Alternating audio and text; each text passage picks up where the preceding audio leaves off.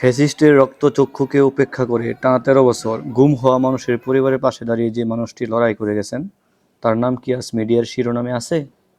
কেন নেই? তিনি কি অন্যায় দেখেও চুপ ছিলেন?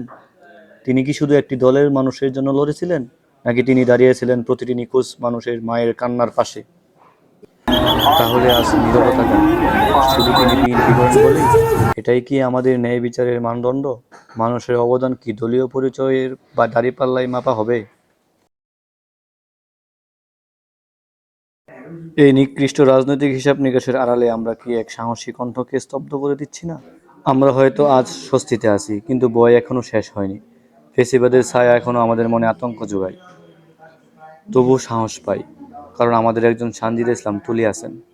তিনি সংগ্রাম করেছেন ক্ষমতার জন্য নয়, মন্ত্রিত্বের জন্য নয়, সংগ্রাম করেছেন সত্যের পক্ষে দাঁড়াতে। কিন্তু আজ দলীয় মনোনয়ন পাওয়ার পর তাকে ঘিরে কেন এই আলোচনা? কেন নেই সম্মানজনক স্বীকৃতি? এ কেমন হিপোক্রেসি! যদি দলীয় পরিচয়ের কারণে এটাকে অবহেলা করা হয়, তবে আমরা দেখতে চাই তার নিজের দল তাকে কতটা মূল্যায়ন করে। আর যদি মূল্যায়ন না করা হয়, তবে মনে রাখবেন, এই প্রজন্ম থেকে আর কোনো তুলি উঠে আসবে না। অন্যায়ের বিরুদ্ধে কেউ আর কণ্ঠ তুলতে সাহস পাবে না।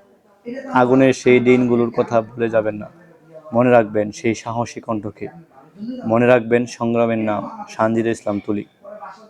আমরা বিগত 2 দিন যাবৎ এবং আজকের যতটুকু আমরা শুনতে পাচ্ছি, 6টি আন্তর্জাতিক এবং জাতীয় মানবাধিকার সংগঠন তুলিকে মন্ত্রিত্ব ও টেকনোক্র্যাটে মূল্যায়ন করার জন্য বিভিন্নভাবে লেখালেখি করতেছেন। আমরা এটাকে সাধুবাদ জানাই।